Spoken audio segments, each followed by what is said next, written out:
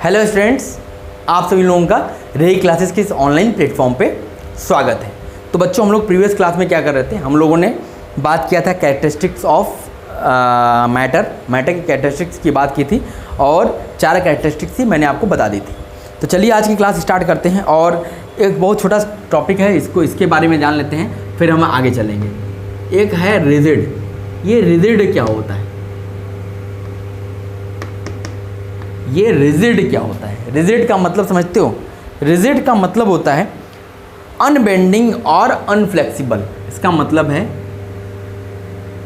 Rigid means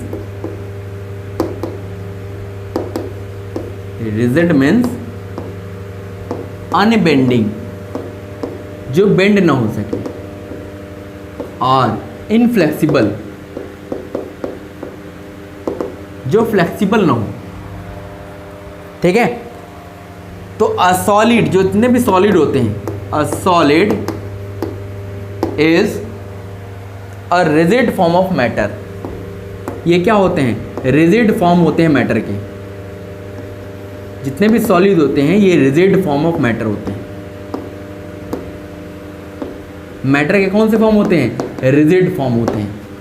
ठीक है? Solid को आप फ्लेक्सिबल नहीं हो सकते, उसको आप तुरंत मोड़ नहीं सकते हो, न तो इनफ्लेक्सिबल होते हैं, ना ही अनबेंडिंग होते हैं। अनबेंडिंग होते हैं, sorry. So that it maintains its shape, so that it maintains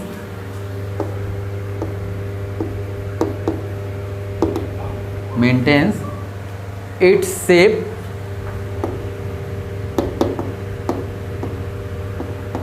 when subject to outside force।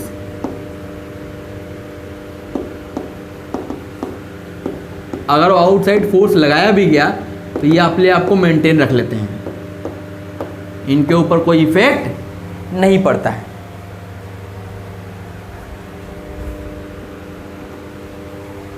अगर इनके ऊपर आउटसाइड फोर्स लगा दिया जाए तो अपने आप को मेंटेन रखते हैं, इनके शेप में कोई चेंज नहीं आती, तो उनको क्या बोला जाता है? उनको बोला जाता है रिजिड। एक दूसरा आता है फ्लूइड्स। फ्लूइड्स क्या होते हैं? फ्लूइड्स वे होते हैं जो फ्लो कर सकें, जो बह सकें। जैसे वाटर आपका फ्लूइड है, एयर आपका फ्लूइड है, जो फ्लो कर सकता है। ठीक है? तो इसको भी लिख लेते हैं। Fluids are substances which have tendency to flow. The substance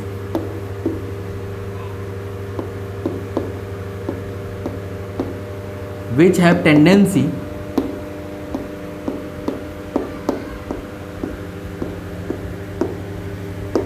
to flow, जो जिनके अंदर फ्लो करने की टेंडेंसी होती है उसी को क्या बोलते हैं? फ्लूइड्स बोलते हैं।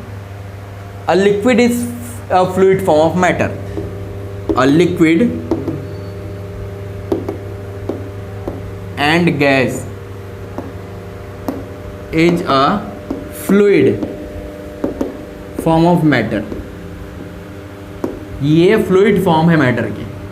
जो आपका रिजिड कौन था? सॉलिड था। ठीक है?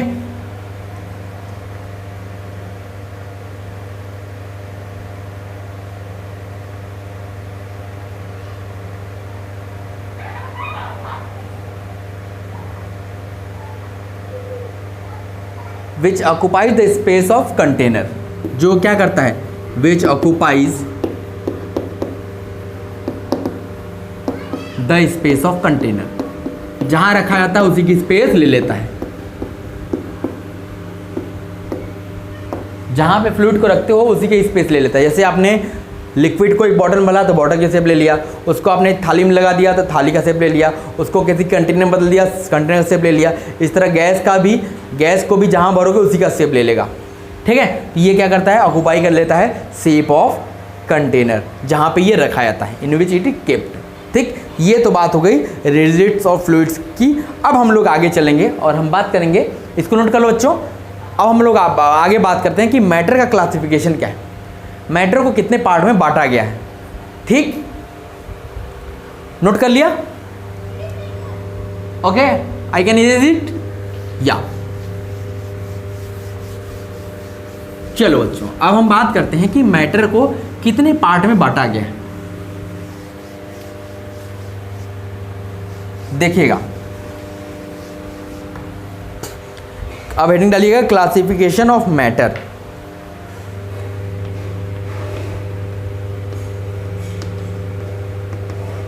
क्लासिफिकेशन ऑफ मैटर, मैटर को कितने पार्ट में क्लासिफाई किया गया है, ठीक है। तो on the basis of physical state, physical state के आधार पर, on the basis of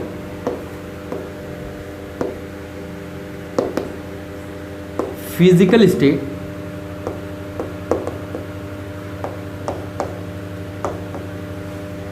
matter can be classified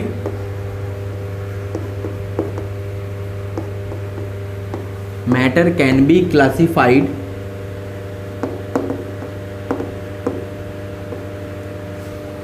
matter को कितने पार्ट में बांटा गया,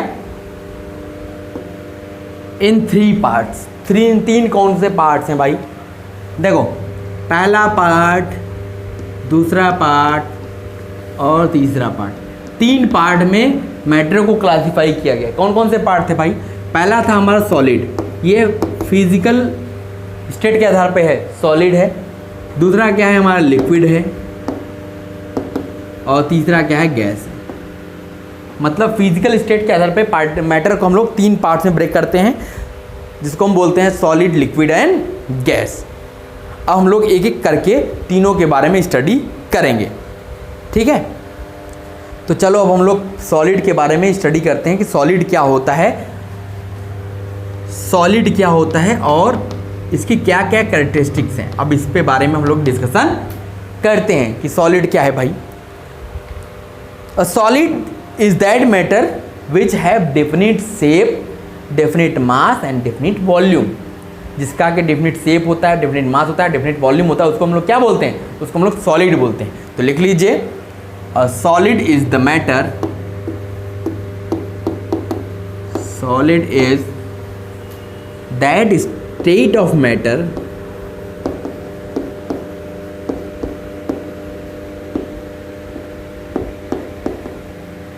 solid is that state of matter which has definite shape, which has definite shape, जिसका क्या होता है, एक डेफिनेट शेप होता है, मास होता है, डेफिनेट मास होता है और डेफिनेट वॉल्यूम होता है। तो हम लोग उसको क्या बोलते हैं कि सॉलिड बोलते हैं। मतलब जिसका मास फिक्स होता है, वॉल्यूम फिक्स होता है और शेप फिक्स होता है, उसको हम लोग क्या बोलते हैं, सॉलिड बोलते हैं। जैसे आप कोई भी एग्जांपल ले लो, आपने लकड़ी ले लिया, वुड ले लिया, आइस ले लिया, कोल ले लिया, आयरन ले लिया, इन सब का क्या है, ये सब सॉलिड कहे जाते हैं। क्यों, क्योंकि इनका वॉल्यूम फिक्स है, मास फिक्स है और शेप फिक्स है, इसलिए ये क्या है, सॉलिड्स हैं। अब हम लोग सॉलिड की प्रॉपर्टीज़ की बात कर लेते हैं, सॉलिड की प्रॉपर्टीज़ की बात कर लेते हैं। काफ़ी इंपॉर्टेंट है ये सब, ठीक है। देखिए, सबसे पहली प्रॉपर्टी है कि ये जो डिफिनीशन है वही लिख लीजिए, सॉलिड्स हैव definite shape,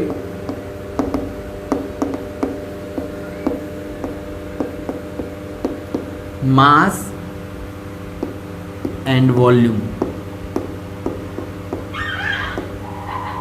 इनका क्या होता है, शेप डिफिनेट होता है, मास डिफिनेट होता है, वॉल्यूम डिफिनेट होता है। ये पहली प्रॉपर्टी इसकी हो गई। दूसरी प्रॉपर्टी क्या है, दूसरी प्रॉपर्टी होती है solids have negligible compressibility. Solids have negligible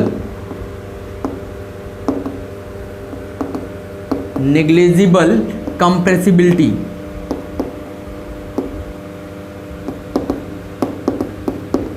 अब ये किस चिड़िया का नाम है भाई, कंप्रेसिबिलिटी। मतलब सॉलिड को आप कंप्रेस नहीं कर सकते हो। जैसे मैं आपको दे दूं भैया एक लोहे का कील दे दूं, बोलूं इसको भैया ये ऐसी है, इसको चपटा कर दो, कर पाओगे नहीं। नेग्लिजिबल होता है लेकिन नेग्लिजिबल बहुत कम होता है, ठीक है। तो है तो सॉलिड, लेकिन उसको आप कंप्रेस नहीं कर सकते हो। तो ये इसका प्रॉपर्टी हो गया। अगली प्रॉपर्टी क्या है? अगली प्रॉपर्टी है कि सॉलिड हैव हाई डेंसिटी।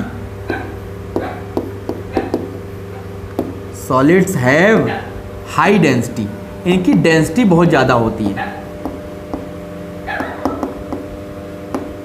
मतलब मास पर यूनिट वॉल्यूम, कम मास में ज़्यादा वॉल्यूम होता है। जैसे आप एक लोहे का इतना बड़ा कोई चीज़ ले लो, कोई वो गोली ले लो, ठीक है, इतना बड़ा, उसका वेट लेना, ठीक, उतने वेट के बराबर रुई लो, देखना वो इतना छोटा है लेकिन रुई इतनी आ जाएगी। तो उसका मास पर यूनिट वॉल्यूम वो बहुत कम है,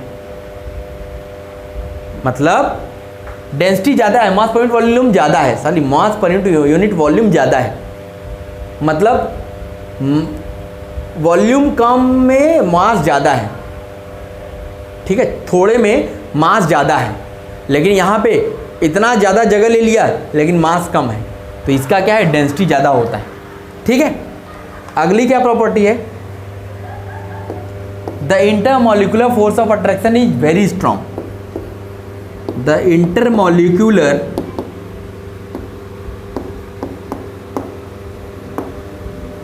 force of attraction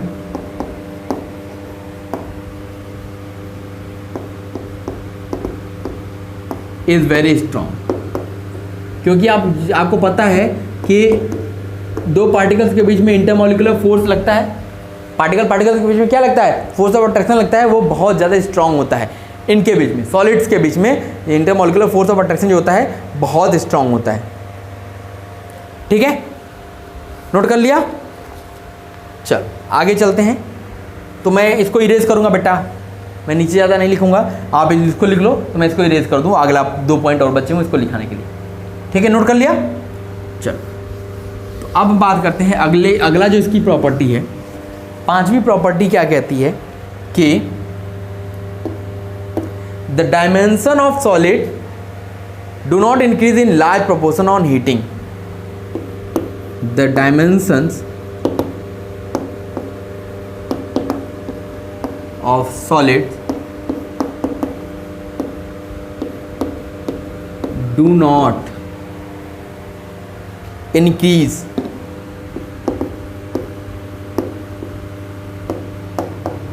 in large proportion on heating.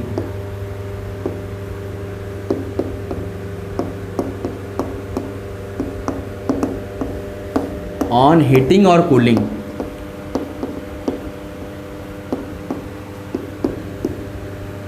देखो क्या होता है कि जैसे आप इसको हीट करो या कूल करो बहुत लार्ज प्रोपोर्शन में, तो इसका डायमेंशन चेंज नहीं होता है। इसका डायमेंशन सॉलिड का चेंज नहीं होता है, उसका आकार नहीं बदलेगा। आप बहुत बड़े लेवल पे इसको गर्म कर रहे हो, बहुत बड़े प्रोपोर्शन पे, या ठंडा कर रहे हो, तो इसके डायमेंशन पे कोई इफेक्ट नहीं पड़ता है। इसकी लास्ट प्रॉपर्टी क्या है? Solid diffusion into one another very slowly. Solids diffuse into one another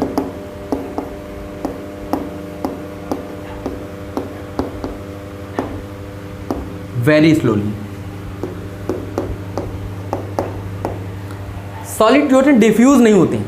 दो सॉलिड आपस में डिफ्यूज बहुत जल्दी नहीं होंगे। डिफ्यूज मतलब दोनों आपस में मिक्स नहीं हो सकते, होंगे भी बहुत धीरे धीरे होंगे। अगर हमें डिफ्यूज़ कराना है तो हमें बहुत धीरे धीरे डिफ्यूज़ होगा, बहुत टाइम लगेगा। ठीक है, ये इनकी कुछ प्रॉपर्टीज़ थी। किसकी प्रॉपर्टीज़ थी? सॉलिड्स की। समझ में आ गया होगा? नोट कर लो, फिर हम आगे चलते हैं, बात करेंगे लिक्विड्स की। ओके बच्चों, चलिए अब हम दूसरे क्लासिफिकेशन की बात करते हैं। दूसरा क्लासिफिकेशन हमारा क्या है? लिक्विड। हम लोग लिक्विड के बारे में बात करते हैं कि लिक्विड क्या होता है और ये इसकी क्या क्या प्रॉपर्टीज़ होती हैं। तो हेडिंग डालिएगा liquids.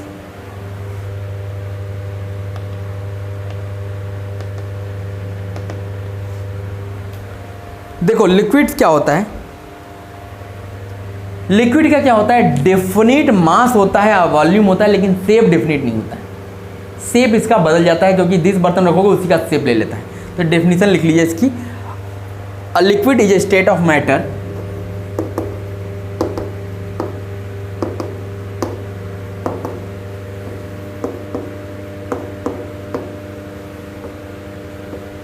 a liquid is a state of matter in which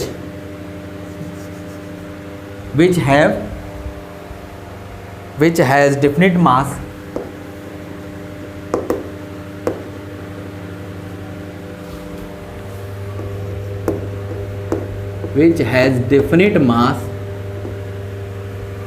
and volume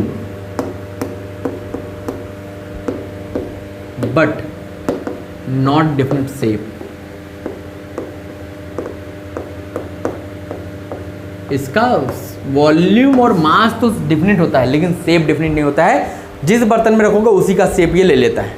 इसका मतलब शेप फिक्स नहीं होता है, हाँ मास और वॉल्यूम फिक्स रहेगा। ठीक है, तो अब हम लोग जैसे इसके एग्जांपल्स की बात कर लो,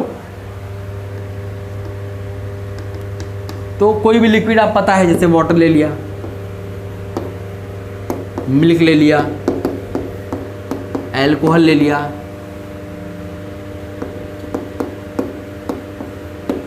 ये सब क्या है, ये सब हमारे लिक्विड्स हैं।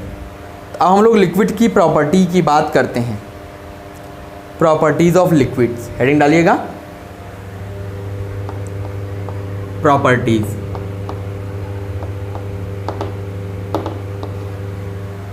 अब हम लोग प्रॉपर्टीज की बात करते हैं। चलो बच्चों, अब हम लोग प्रॉपर्टीज़ की बात कर रहे थे, तो देखो एक एक प्रॉपर्टीज़ हम लोग देख लेते हैं। जैसे हम लोग सॉलिड की प्रॉपर्टी देखे थे, वही सी प्रॉपर्टी यहाँ भी है। Liquids have definite mass and volume. Liquid का मास भी डिफिनिट होता है, वॉल्यूम भी डिफिनिट होता है, लेकिन शेप डिफिनिट नहीं होता है। ये जिस बर्तन में डालोगे उसी का शेप ये ले लेता है, इसलिए शेप डिफिनिट नहीं है। Liquids are slightly more compressible, ये ज़्यादा कंप्रेसिबल है, इसको आप कंप्रेस कर सकते हो। लिक्विड्स को कंप्रेस किया जा सकता है मोर देन सॉलिड। सॉलिड से ज़्यादा कंप्रेसिबल है ये। सॉलिड बहुत निग्लिजिबल कंप्रेसिबल था, वहाँ मैंने आपको बताया था सॉलिड को कंप्रेस करना उतना आसान नहीं है, लेकिन इसको आप कंप्रेस कर सकते हो। Density of liquid is lesser than solid. जो डेंसिटी होती है लिक्विड की वो सॉलिड से कम होती है। सॉलिड की डेंसिटी हाई थी लेकिन इसकी डेंसिटी कम है, इसका मतलब इसका मास पर यूनिट वॉल्यूम कम है, कि ज़्यादा मास लेगा आपका, मतलब कम मास होगा, ज़्यादा वॉल्यूम ज़्यादा होगा, मास कम होगा। ये आपका डेंसिटी क्या होगी, कम होगी सॉलिड की बजाय। The force of attraction between the molecules of liquid is less than that of solid. जो फोर्स ऑफ अट्रैक्शन सॉलिड में था उनकी अपेक्षा इनमें जो फोर्स ऑफ अट्रैक्शन होगा कम होगा। इनका मतलब इनको तोड़ना आसान है, इनको आसानी से तोड़ा जा सकता है। जैसे सॉलिड को तोड़ने के लिए, सॉलिड जिन पार्टिकल से मिलकर बना हुआ उनको तोड़ने के लिए आपको बहुत मेहनत करनी पड़ेगी, लेकिन जैसे वाटर को आपको तोड़ना है, हाइड्रोजन ऑक्सीजन से मिलकर बना हुआ, आपको बॉयल कर दो, ठीक है, तो वो आपका अलग अलग हो जाएगा। तो ये इनके बीच फोर्स ऑफ अट्रैक्शन क्या होता है, वीक होता है in comparison to solid. Liquid expand far more than solid. जो लिक्विड होता है ये एक्सपेंड करता है ज़्यादा सॉलिड की अपेक्षा। सॉलिड को एक्सपेंड नहीं कर सकते आप, न तो सॉलिड को कंप्रेस कर सकते हो, नहीं सॉलिड को एक्सपेंड कर सकते हो, लेकिन ये एक्सपेंड हो जाता है। आपने एक बॉटल में पानी रखा तो बॉटल का शेप लिया था, लेकिन इसको थाली में पलट दोगे तो एक्सपेंड हो जाएगा नहीं पानी, तो वो एक्सपेंड हो जाता है। The particles of two different liquids, दो डिफरेंट लिक्विड्स के जो पार्टिकल्स होते हैं ये डिफ्यूज़ हो जाते हैं। वहाँ पे वो डिफ्यूज़ नहीं होता था, लेकिन ये डिफ्यूज़ हो जाते हैं और एक होमोजीनियस मिक्सचर बनाते हैं। ये डिफ्यूज़ हो जाते हैं आसानी से। जो पार्टिकल्स होते हैं, दो डिफरेंट सब्सटेंस के जो लिक्विड्स के पार्टिकल्स हैं, ये आपस में डिफ्यूज़ हो जाते हैं और क्या बनाते हैं, एक होमोजीनियस मिक्सचर बनाते हैं। ये तो ये हमारा क्या था, ये हमारा था लिक्विड का क्या था, प्रॉपर्टीज़ था। अब हम लोग इसी तरीके से गैसियस की भी प्रॉपर्टीज़ देख लेते हैं और गैस क्या होता है उसके बारे में समझ लेते हैं। ठीक है, नोट कर लिया बच्चों इसको आपने, ओके।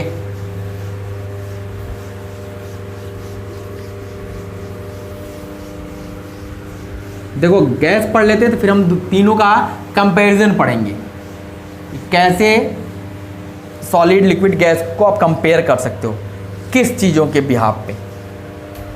देखो हम लोग बात करते हैं गैस की।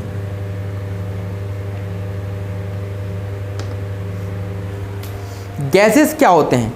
अ gas is state of matter which has definite mass. Mass तो डिफिनिट है, लेकिन ना तो इसका वॉल्यूम डिफिनिट है, ना ही इसका शेप डिफिनिट है। क्योंकि ये आपने एक सीसी गैस लिया, एक सीसी परफ्यूम, आपने क्या किया, गैस लिया। जैसे आपने सिलेंडर, एलपीजी गैस सिलेंडर आपके घर में आता है खाना बनाने के लिए, उसमें गैस भरी हुई है। अब उस गैस को ओपन कर दो तो वो पूरे घर का स्पेस ले लेगी, समझ रहे हो? वॉल्यूम उतना ही है, लेकिन अब उसकी शेप चेंज हो गई, वॉल्यूम भी बदल गया। अब वॉल्यूम उसने पूरा घर का ले लिया।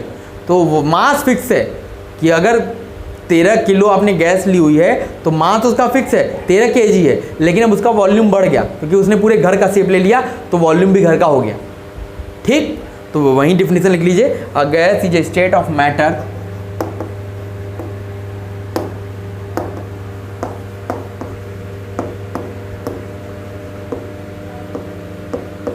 a gas is a state of matter which has definite mass, which has definite mass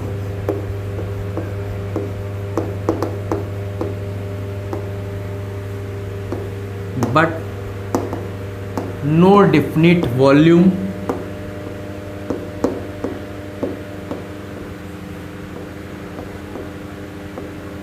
nor definite shape।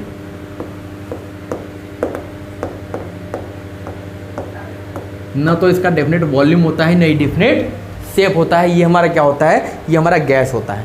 इसके एग्जांपल्स आप लिख लीजिए। गैसेस जो भी हैं, ऑक्सीजन है, नाइट्रोजन है, हाइड्रोजन है, एयर है, ये सब क्या है? ये सब आपकी गैसेस हैं। ये सब क्या है? ये सब आपकी गैसेस हैं। तो अब हम लोग प्रॉपर्टीज़ की बात कर लेते हैं। देखो बच्चों, अब हम बात करते हैं गैसेस की जो प्रॉपर्टीज़ थी उस पर डिस्कस कर लेते हैं। देखो गैसेस क्या होते हैं, इनका डेफिनेट मास होता है, लेकिन डेफिनेट शेप और वॉल्यूम नहीं होता है। वॉल्यूम और शेप बदलता रहता है। गैसेस आर हाईली कंप्रेसिबल, ये बहुत ज़्यादा कंप्रेस हो जाती हैं। क्यों कंप्रेस होती है? इसका रीज़न ये है, इनका रीज़न ये है कि जो गैसेस के इंटर मॉलिक्यूल्स के बीच में जो स्पेस होता है वो बहुत ज़्यादा होता है। एक मॉलिक्यूल यहाँ है तो एक मॉलिक्यूल यहाँ, एक मॉलिक्यूल यहाँ तो एक मॉलिक्यूल यहाँ, इनके बीच में स्पेस ज़्यादा है। इसका मतलब उसको आप कंप्रेस करके उनको बहुत पास ला सकते हो। लेकिन सॉलिड के मॉलिक्यूल्स बहुत पास होते ही है, उनको कंप्रेस करना पॉसिबल ही नहीं है। लिक्विड को थोड़ा बहुत कर सकते हो क्योंकि उनके बीच में जो इंटरमॉलिक्यूलर गैप होता है वो थोड़ा सा ज़्यादा होता है, लेकिन गैस में बहुत ज़्यादा होता है, इसलिए उसको कंप्रेस करना बहुत आसान है। Density of gas is extremely small, gas की डेंसिटी बहुत स्मॉल होती है as compare to solid and liquid. ठीक, ये बहुत कम मास में ज़्यादा वॉल्यूम होते हैं, इसलिए डेंसिटी कम होती है। मास कम रहेगा, थोड़ा सा मास रहेगा, लेकिन वॉल्यूम बहुत ज़्यादा है। ठीक है।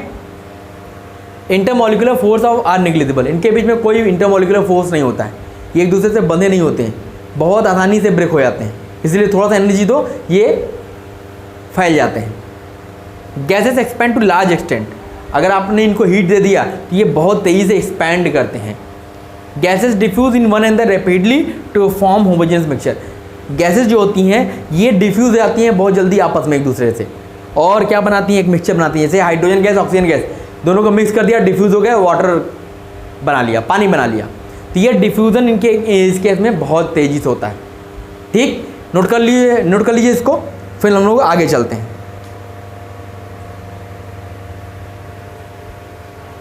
चलो बच्चों, अब हम बात करते हैं, कंपैरिजन कर लेते हैं। तीनों स्टेट ऑफ मैटर हमने पढ़ा, सॉलिड स्टेट, लिक्विड स्टेट, गैसीय स्टेट। अब तीनों के बीच में हम लोग कंपैरिजन कर लेते हैं।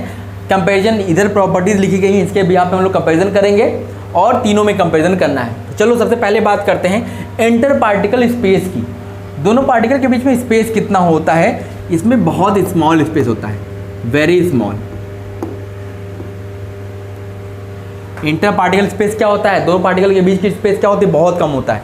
इसमें थोड़ा सा ज़्यादा होता है, लार्जर देन सॉलिड, सॉलिड से तो ज़्यादा होता है। और गैसियस में क्या होता है? वेरी लार्ज, बहुत ज़्यादा स्पेस होता है। इसी की वजह से क्या होता है? इनको कंप्रेस करना आसान होता है। ठीक, ये पहला हमने पढ़ लिया कि इंटर पार्टिकल स्पेस के बीच में हमने इसका कंपैरिजन कर लिया। अब दूसरा क्या है, हमारा इंटर पार्टिकल फोर्स, दो पार्टिकल के बीच में फोर्स क्या लगता है, इसमें बहुत स्ट्रांग फोर्स लगता है, क्योंकि इनके बीच में फोर्स ऑफ अट्रैक्शन बहुत ज़्यादा होता है। इसमें क्या है, वीक है, थोड़ा सा कमज़ोर फोर्स लगता है, और इसमें क्या होता है, वेरी वीक फोर्स लगता है। ठीक, अब आ जाओ नेचर क्या है, ये क्या होते हैं, वेरी हार्ड एंड रिजिड, ये बहुत हार्ड होते हैं एंड रिजिड होते हैं। रिजिड मैंने आपको बताया था ना कि जो इनकम्प्रेसिबल होते हैं। ये क्या होते हैं, ये आपके फ्लूइड होते हैं, जितने भी लिक्विड होते हैं ये आपके फ्लूइड होते हैं, ये फ्लो कर सकते हैं, और ये हाईली फ्लूइड होते हैं, ये बहुत तेज़ी से फ्लो करते हैं, बहुत तेज फ्लो करते हैं ये। ठीक, नेचर हो गया। कंप्रेसिबिलिटी, इनमें क्या होता है, ये नेग्लिजिबल कंप्रेसिबल होते हैं, नेग्लिजिबल कंप्रेसिबल होते हैं। ये वेरी स्मॉल कंप्रेसिबल, थोड़ा होते हैं लेकिन ज़्यादा नहीं होते हैं। ये हाईली कंप्रेसिबल होते हैं, ये थोड़े होते हैं लेकिन वो हाईली कंप्रेसिबल, उसको बहुत ज़्यादा कंप्रेस किया जा सकता है। शेप एंड वॉल्यूम, इसमें डेफिनिट होता है, दोनों डेफिनिट होता है, शेप भी फिक्स होता है, वॉल्यूम भी फिक्स होता है, लेकिन यहाँ पे शेप फिक्स नहीं होता है, shape not fixed, shape not definite, shape नहीं डेफिनिट होता है लेकिन वॉल्यूम डेफिनिट होता है। यहाँ पे ना तो शेप ना तो डेफिनिट ना तो volume, not shape nor volume definite, ना तो शेप डेफिनिट होता है ना ही वॉल्यूम डेफिनिट होता है। ठीक, अब आ जाओ डेंसिटी पे। डेंसिटी पे क्या होती है, ये बहुत ही हाई डेंसिटी होती है, इसकी डेंसिटी बहुत ज़्यादा होती है। ये लेस देन सॉलिड, सॉलिड से कम डेंसिटी होती है, और ये वेरी लेस, इसकी डेंसिटी बहुत कम होती है, बहुत कम डेंसिटी होती है। ठीक, अब आ जाओ kinetic energy.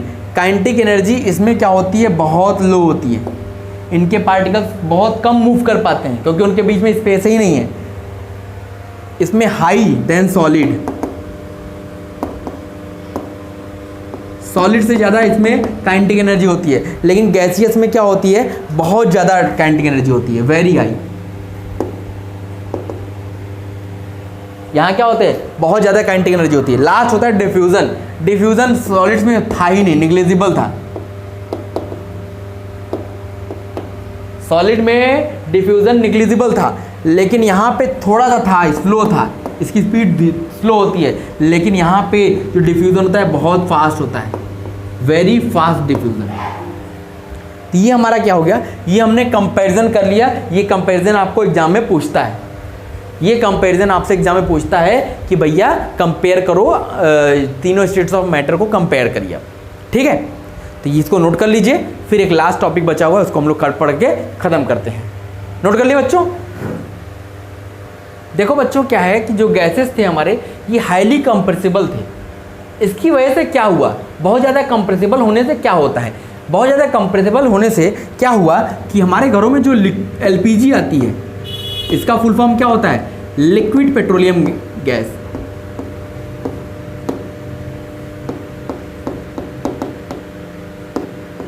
Liquid petroleum gas, जिसकी वजह से क्या हुआ, liquid petroleum gas is used इन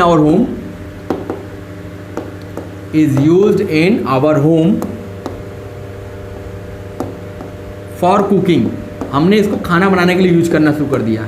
क्यों, क्योंकि ये कंप्रेसिबल था, इसको कंप्रेस करके सिलेंडर में भर दिया गया, वो सिलेंडर हमारे घरों में इजीली आ गया और हमने खाना बनाना शुरू कर दिया LPG पे। ठीक है, दूसरा इसका क्या हुआ, हाईली कंप्रेसिबल होने से दूसरा क्या एडवांटेज मिला, oxygen cylinders.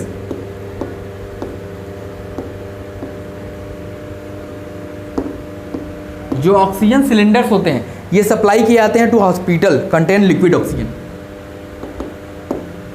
Are supplied to hospitals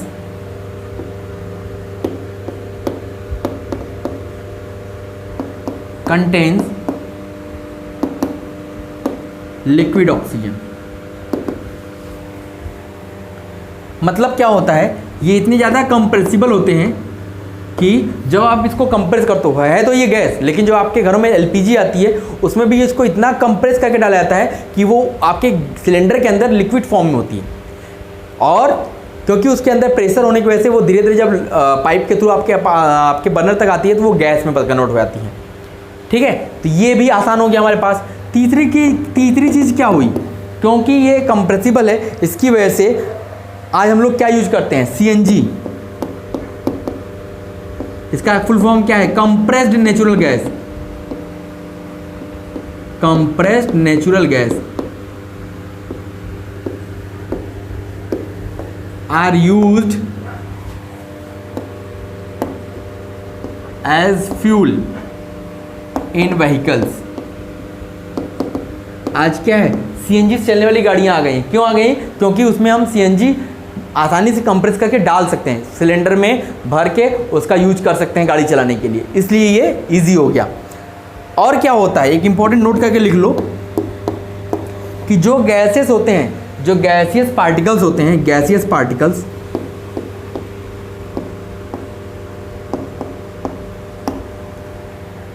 move randomly at high speed. Move randomly at high speed, बहुत ही हाई स्पीड पे रैंडमली मूव करते हैं। ठीक है, and hit each other, and hit each other, एक दूसरे को ये क्या करते रहते हैं, हिट करते रहते हैं। And also walls of the container, and also walls of the container, और आपके कंटेनर के वॉल्स को भी हीट करते रहते हैं। क्यों, सो एक्सर्ट प्रेशर, ये क्या एक्सर्ट करते हैं, एक्सर्ट प्रेशर, ये क्या एक्सर्ट करते हैं, ये प्रेशर एक्सर्ट करते हैं। जो हमारे कंप्रेस करके गैसेस भरी होती हैं, गैसेस जो होते हैं ये क्या होते हैं, ये बहुत ज़्यादा मूव करते रहते हैं, इससे आपस में हीट करते रहते हैं, और ये जो कंटेनर रखे हुए हैं उसके वॉल्स को हीट करते हैं, उसकी वजह से वो प्रेशर एग्जर्ट करते हैं उस वॉल के ऊपर।